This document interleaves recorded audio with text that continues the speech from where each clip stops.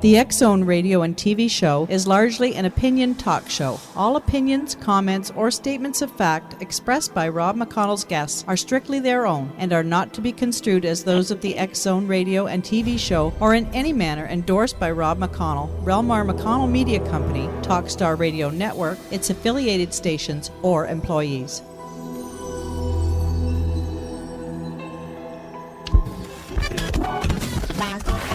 All Hit Radio.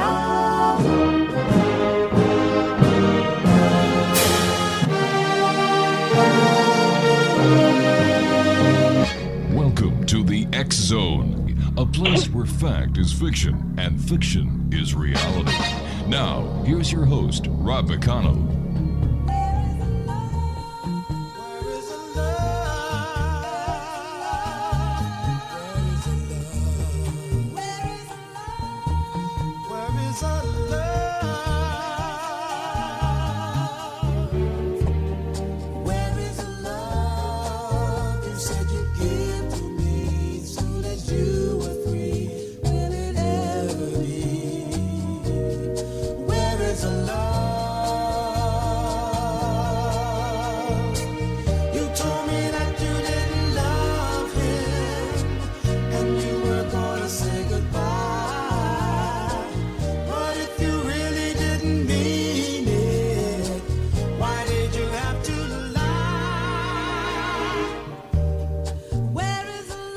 And welcome back to the X-Zone, everyone. My name is Rob McConnell. We're coming to you from our studios in Hamilton, Ontario, Canada, on the Talkstar Radio Network and the X-Zone Broadcast Network. Toll-free 1-800-610-7035. That is toll-free worldwide at 1-800-610-7035. My email address, xzone@xzoneradiotv.com.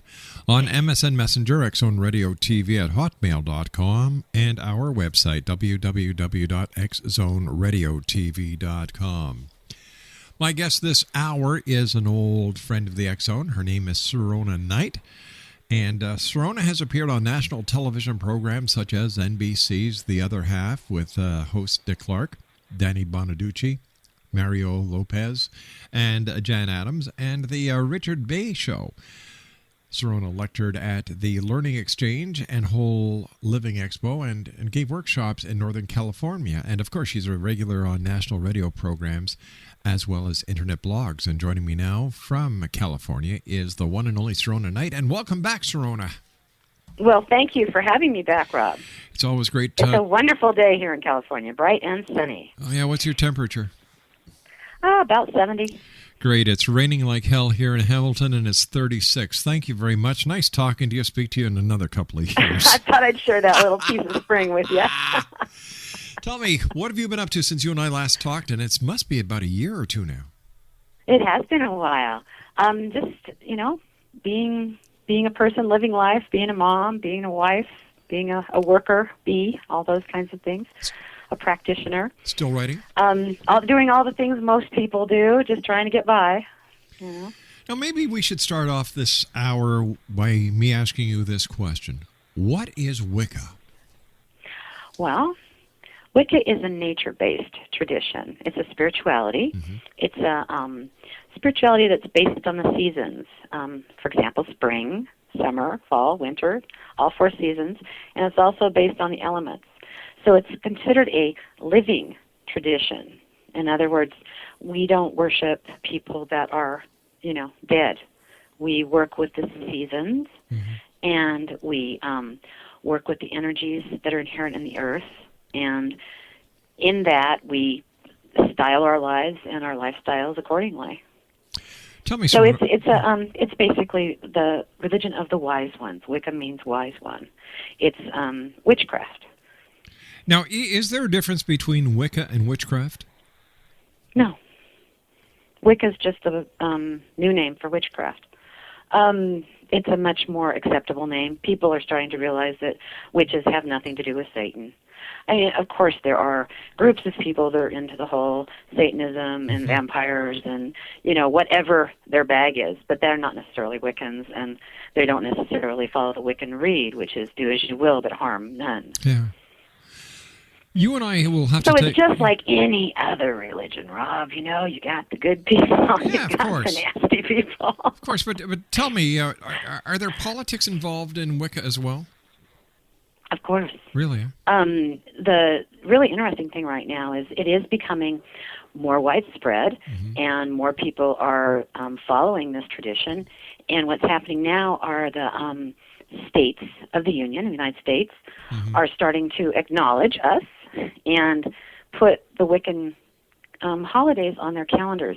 New Jersey was, I believe, one of the first ones to do that. Sirona, you and I have to take a commercial break. We'll be right back. Exonation Sirona Knight is my special guest this hour. www.dcsi.net/tilde blue sky / that's www.dcsi.net/tilde blue sky / We'll be back on the other side of this 2-minute commercial break as the X Zone continues with Sirona Knight and yours truly, Rob McConnell. Right after this break, don't go away. You told me that you didn't love him, and you were gonna say goodbye. But if you really didn't mean it, why did you have to lie?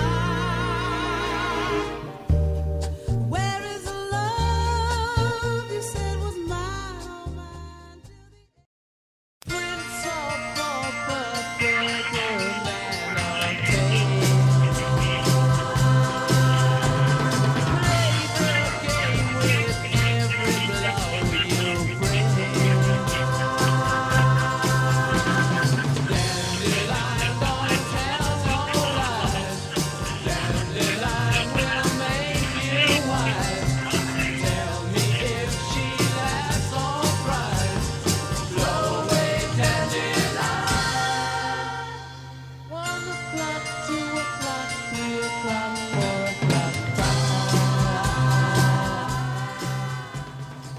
Sirona Knight is our guest this hour. www. Come on, Sirona, give people your website. All right, it's www.dcsi.net /tilde That's www.dcsi.net /tilde blue And we're talking about Wicca this hour. And how do the goddess and god play into the spring season, Sirona? Well, it's essential to the whole practice of Wicca, the male and female energies. And springtime is representation of the male and female energies coming together as one. And it's a time when day and night are equal. So it's a time of balancing. It's a time of balancing the feminine and the masculine, and of planting seeds and fertility and combining,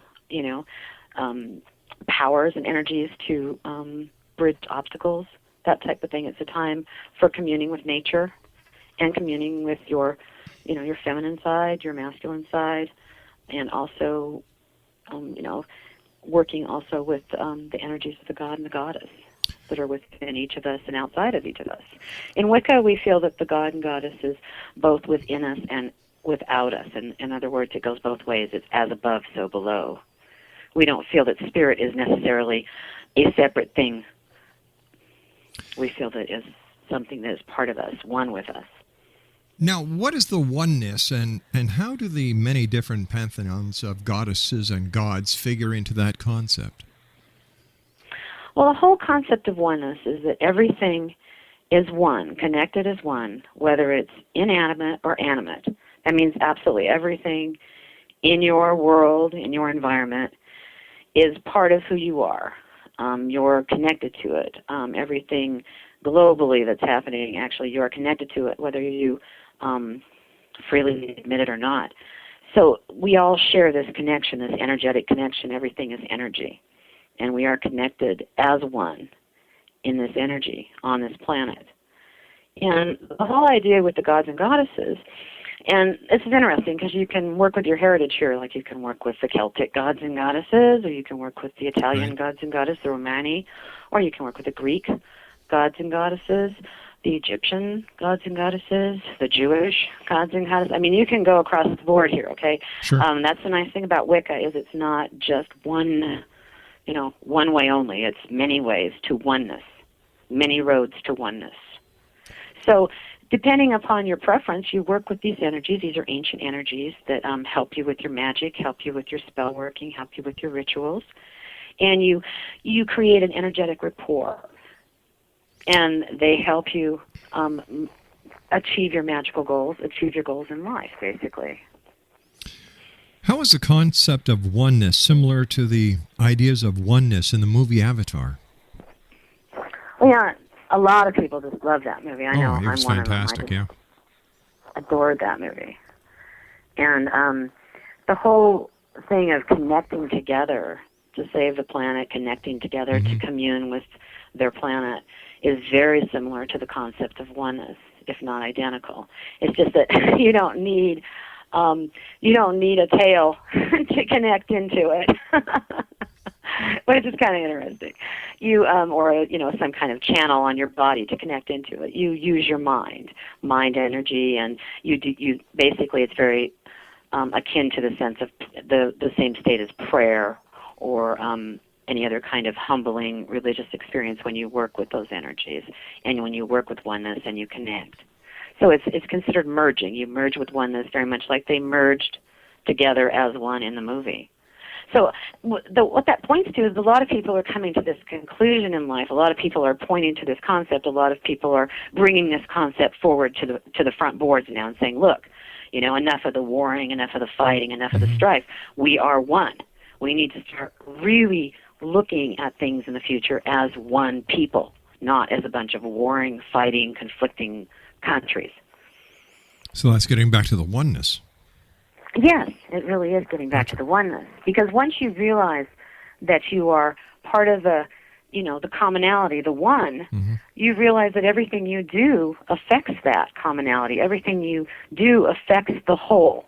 It's the whole Gaia concept, the whole idea of wholeness.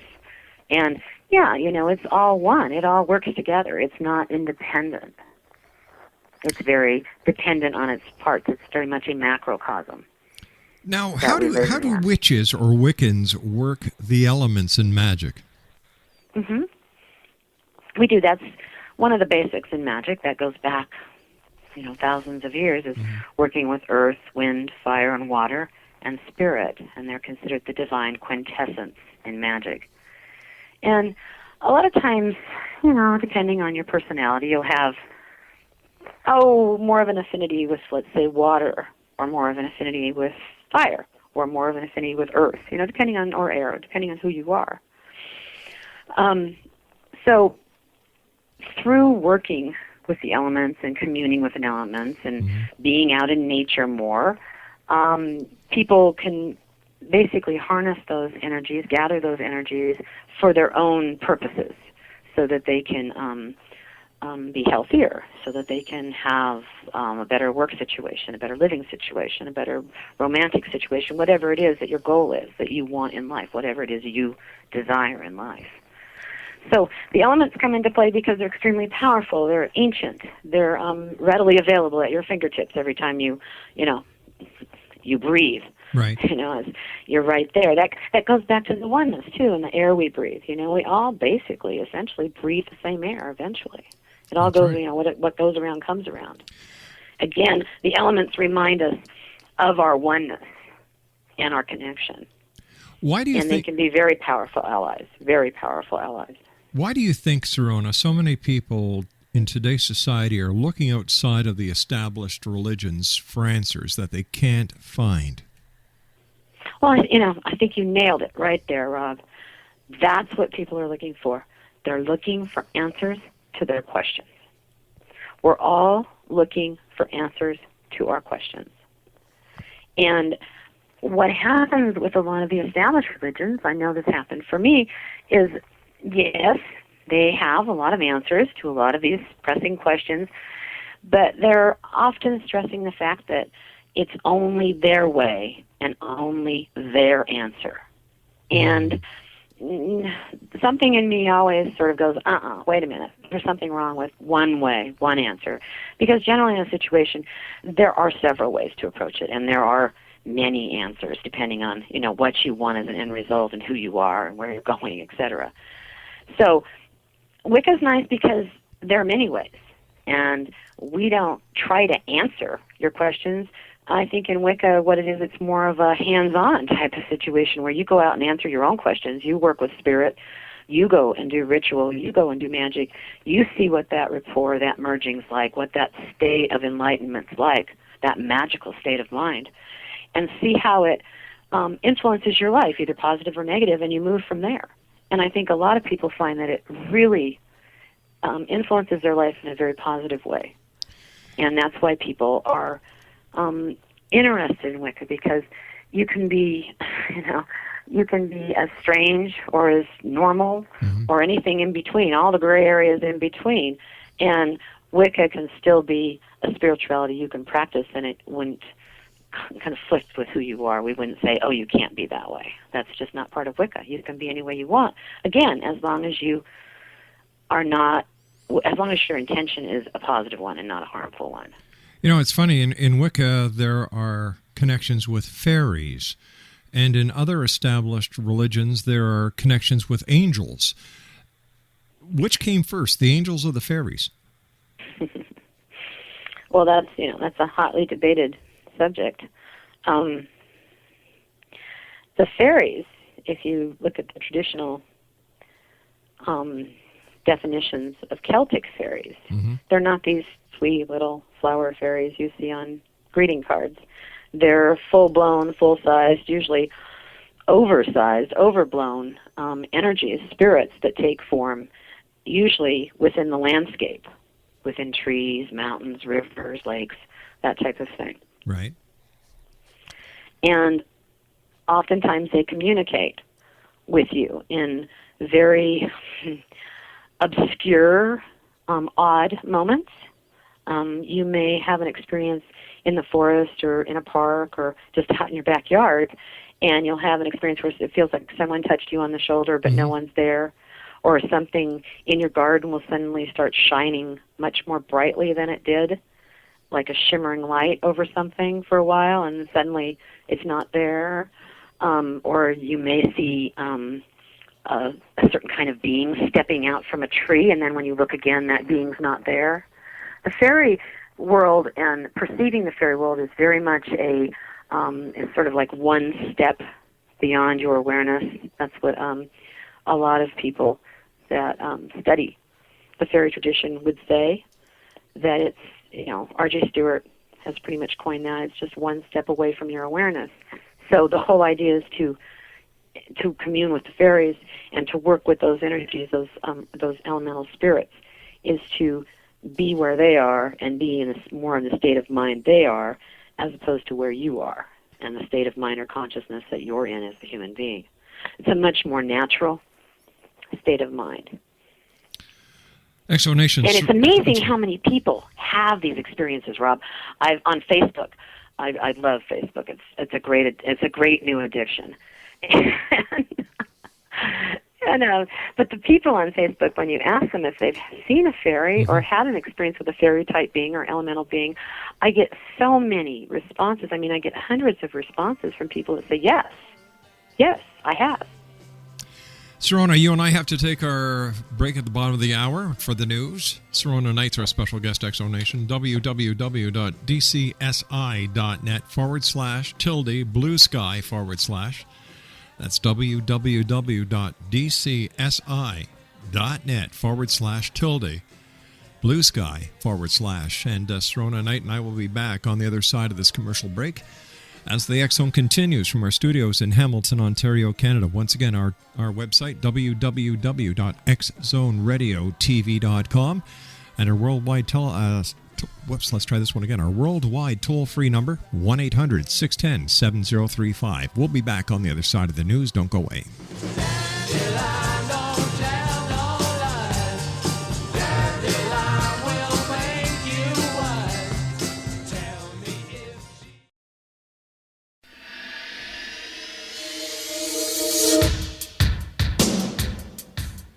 My name is Michael Telstar, Canada's leading mentalist from Toronto, Ontario. Hi, my name is Splenda, and you're listening to my dad, Rob McConnell, on the X Zone. This is Psychic Dorothy from St. Catharines, and you're listening to Rob McConnell. Hello, my name is Holly Reeves, an astrologer from Astro For You, and you're listening to Canada's #1 paranormal radio show, The X Zone, with Rob McConnell. Welcome to the X Zone, a place where fact is fiction and fiction is reality. Now, here's your host, Rob McConnell.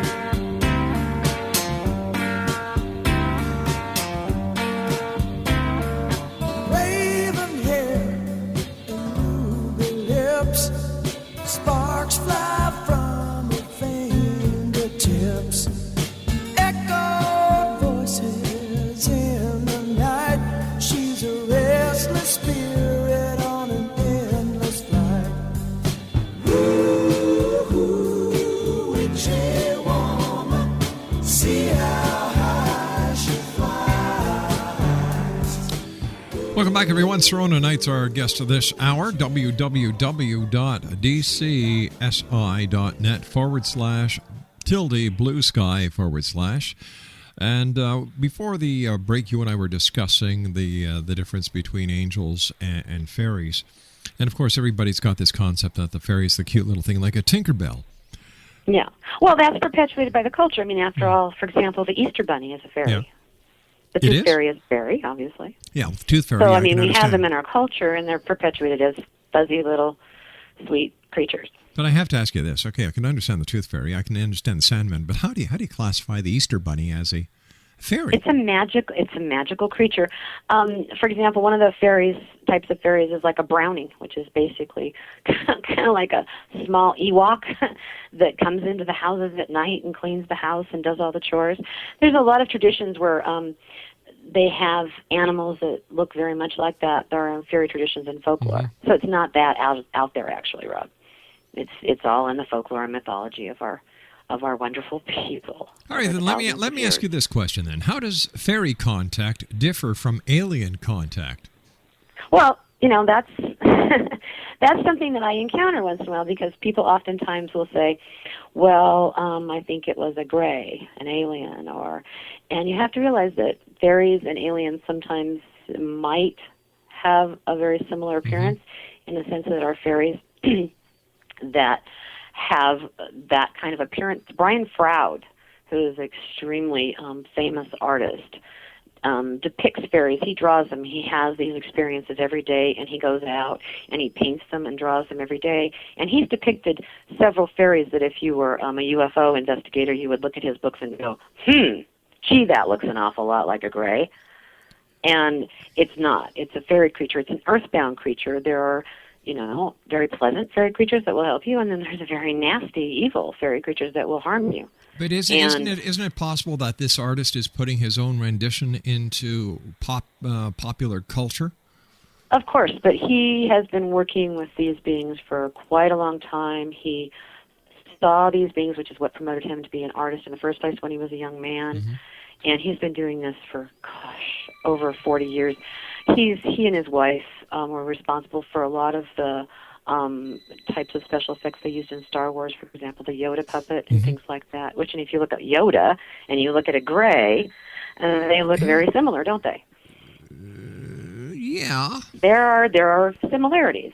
And so this just says that confusion. The way I explain it to people is if the spirit feels earthbound. Mm-hmm. In other words, if it has to do with earth, air, fire, water, somehow attached to this earthbound space, chances are it's a fairy-type creature.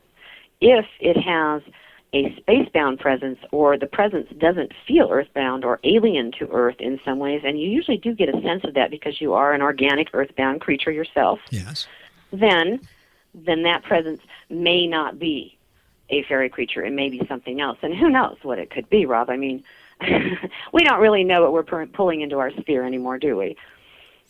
No, we don't. And no, we don't. And things go bump in the night most every night. And people that want to go into denial about that, that's just going into denial. It doesn't help the situation. And it's getting stranger and stranger all the time. Why isn't, how come It's like after all these years, instead of getting stranger, should be getting more clearer. You would think so. Yeah. You would think that there would be more clarity for people. But you have to realize, it's sensationalism and wowism and lying have become very, very popular in this culture. So it's kind of hard to cut through the crap. That's one of the unfortunate things in the UFO field is that they're getting a lot of fraudulent UFO sightings now, which is just a pain in the you-know-what. It really slows down people that are trying to do true research in the field. And just like the UFO research and just like, rocket science research, there are people like Brian Froud that are doing research in the fairy world and trying to come to some kind of idea of how these people originated, whether they were real, whether they're part of a merging experience, a channeling experience people have. Are they beings that are triggered somehow out in nature by certain kinds of weather events, certain kinds of emotions? What is this? And what are people experiencing? But unfortunately, it's not getting clearer. It's getting muddier because of a lot of the just deception that's out there, unfortunately. Tell me, what is your opinion on the UFO phenomenon?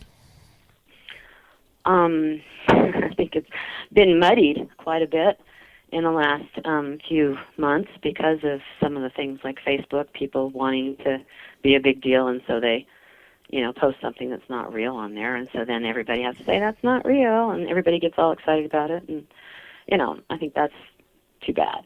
I think that we've definitely been visited, probably are still being visited.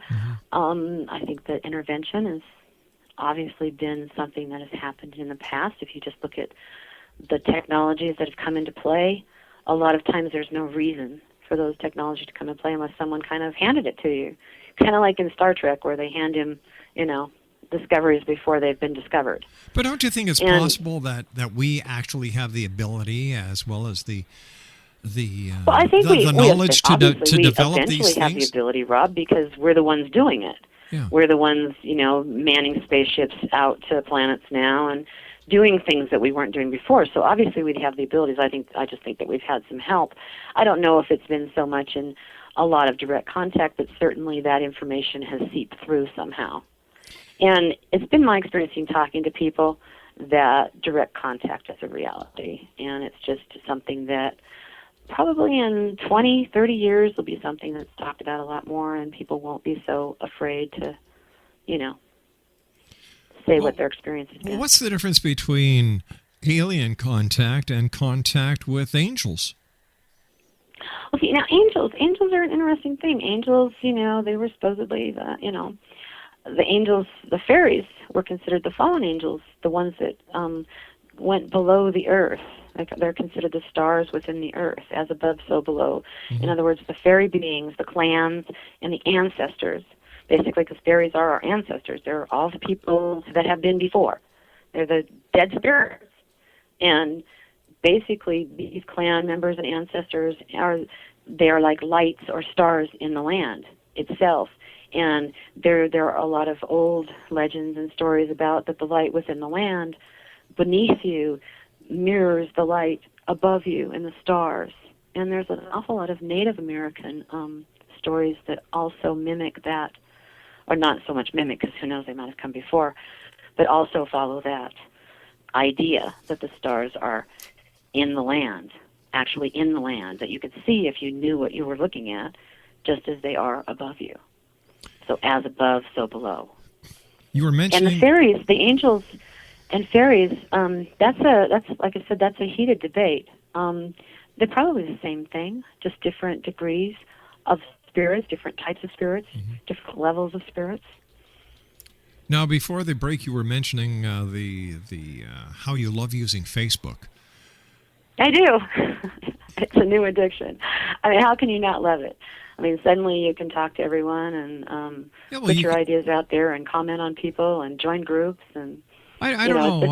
I find it a pain in the butt. Like at first it was kind of like pulling teeth. And I'm on dial-up, so it was like pulling teeth. But after I realized that if just stop trying to pull up the applications and some of the stuff that my dialect won't do, it became kind of a nice experience. I guess if you've got nothing better to do with your time, or you want to take a break away from your routine, that's one thing. But I cannot understand how all these people are addicted to it. I think it's more. For example, it's become part of my routine. You know, I'll get up and have my cup of tea and turn that on for about a half hour, and put a blog on there, put an idea on there, and see if people are interested, or whatever it might be. And maybe you send a message or two, and then in a half hour I'm off and doing other things. So for me, it's more of a way to contact a lot of people I've known through the years that I wouldn't normally be able to contact. Mm-hmm. It's a real easy way to do that. I can chat with people in England, I can chat with people in Italy, I can chat with people in Canada, I can chat with people in Mexico. But don't you think that's a nice thing? Don't you think that we're losing the true art of communication, oral communication, by all these text messages, all these Facebooks, MySpaces, Twitters? We're losing the knack and the ability to communicate verbally. And the way I see it, as long as we keep on texting, we'll never develop to the next true method of communication, which will, in my opinion, be telepathic. Well, that's probably true. I think you're right. I think mind-to-mind communication is something that will develop more strongly in the future. I think it's already developed to a certain extent. Certainly the governments and scientists of many countries have been working on these experiments for, 50, 60 years now, heavily working on them. How to control people's minds, how to influence, how to irritate, how to bombard people with certain kinds of electromagnetic fields. But you see, people are doing it to themselves these days. We're bombarding ourselves with microwaves, and that's exactly. You talk about the internet. Probably what's much more unhealthy is television. I mean, people just leave it on all day. The worst, what's more unhealthy than the internet or the television is your cell phone, texting on your cell phone, because a cell phone works on microwaves. Yeah, I'm not really understanding why people continue to have cell phones. I don't have one. I don't want one. I probably live a more pastoral life than most people, and my need for a cell phone is, I have no need for a cell phone, and the things are like little time bombs. Oh, that's what I think too. Tell me about your newest book, which is entitled Natural Healing Wisdom and Know-How. Oh, it's not my book, but I'm in there. But thank you for mentioning it, Rob. I really appreciate it. It's by Black Dog Books and Leventhal, and which is Random House, and it's all about practices and recipes and formulas for natural healing and health.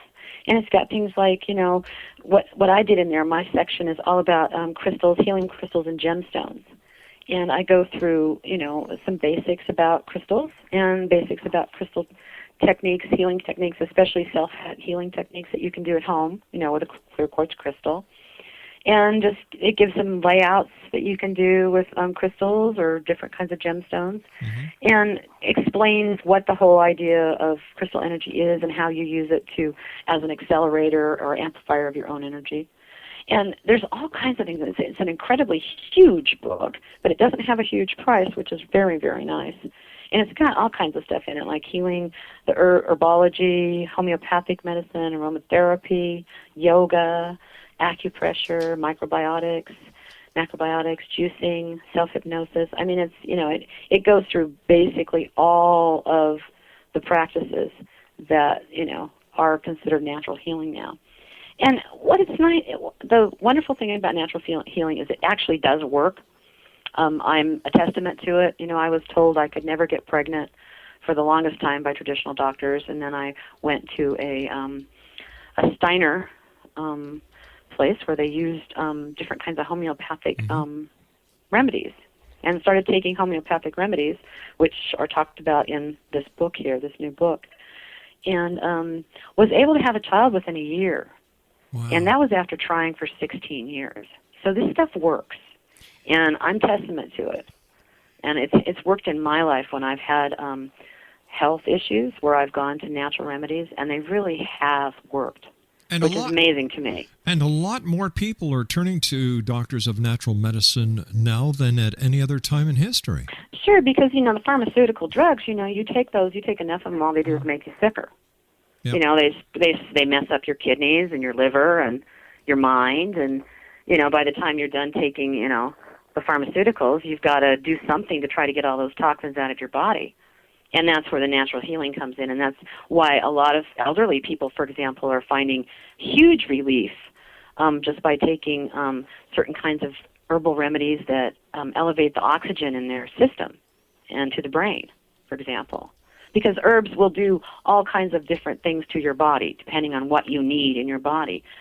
And, it's a real thing, and it's something that really people can try for themselves. And, everyone's different, so certain things are going to work for certain people, and other things aren't going to work as well. And as you and I have discussed in the past, Wiccans or witches were the very first naturopaths.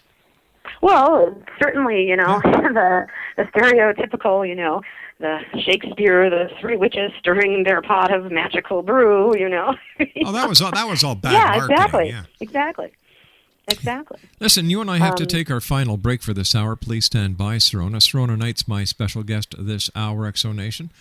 www.dcsi.net/tilde/blue sky/.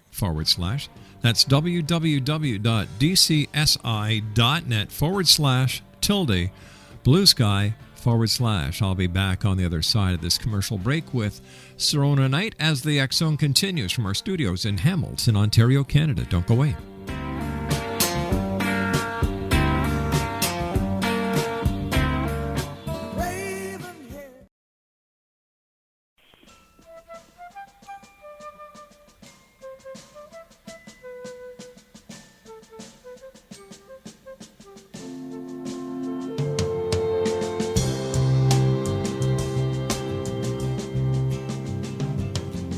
Listen, children, to a story that was written long ago about a kingdom on a mountain and the valley far below. On the mountain was the treasure buried deep beneath the stone, and the valley people swore they'd have it for their very own. Go ahead and hate your neighbor. Go ahead and cheat a friend. Do it in the name of heaven. You can justify it in the end. There won't be any trumpets blowing come the judgment day on the bloody morning after. One tin soldier rides away. Sirona Knight is our special guest, a good friend of the X Zone. Her website is www.dcsi.net/tilde blue sky/. That's www.dcsi.net/tilde blue sky/. Sirona, what's your take as a member of the Wiccan community, and what do other Wiccans talk about when they're asked about the scenario of the end of the Mayan calendar, December 21st, 2012? Well, I think absolutely everyone that is, sort of plugged in to the paranormal community knows that there's going to be a shift. We all realize that. What that shift may be, I think there's a consensus opinion that it'll be a shift of energy, a shift in consciousness. In other words, it'll move this planet to a higher harmonic, move this planet and its people to a place where you're going to have to deal with all your crap, and you're going to have to move beyond it and evolve. So I think it'll be a key shift for the evolution of humankind. Do you see it as as many people who use the internet to spread false information are saying it's going to be the end of the world, the return of Planet X? No, I don't believe in apocalypse, those ideas of doom and gloom. I don't buy into that. No, people are fairly resilient, and the Earth as an entity, Mother Earth's fairly resilient too. And we live here, we're part of it. I have every faith in people to restore the Earth, to go green, to start making better choices for themselves and their families and their children's future. I feel strongly that people are essentially good. And I feel that essentially we will make those positive choices. It may take us a while. It may be like pulling teeth. Mm-hmm. But I think we will, just like we got this vote for health care. That's essentially a good choice. That's a good direction to go in. It's such a better direction to go in than what was going on before. You just have to give it time and have faith. I think you have to give a lot of things time, and you have to, it's so hard to do that, especially in this world today, because everything is immediate, instant gratification. You know, if it's just not right in front of you and you can't get it right that minute, then you just don't want it. And people have to remember that's not the way life is. A lot of things that are really, really good in life, like love and good food and good politics and world peace, take a little time to cultivate, take a little time to create. But the end result is really, really worth it. Sirona, the end result is incredible. Sirona, we've run out of time for tonight. I want to thank you so much for joining us here again. It's been so nice talking to you after all this time. I wish you It's been wonderful to talk with you, Rob. It's just amazing to hear your voice again. I love it. I wish you nothing but health, happiness, and the very best to you, your family, and to all the members of the Wiccan community that I know you're in touch with. So until next time when we meet here in the X Zone, merry meet, my friend. Merry meet and merry part. Thank you, Rob. You have a very happy spring. Thank you, sweetheart. Sirona Knight, www.dcsi.net/blue sky/. That's www.dcsi.net/blue sky/. We'll be back on the other side of the news at 6.5 minutes past as the X Zone continues right here on the Talkstar Radio Network. Don't go away. On the bloody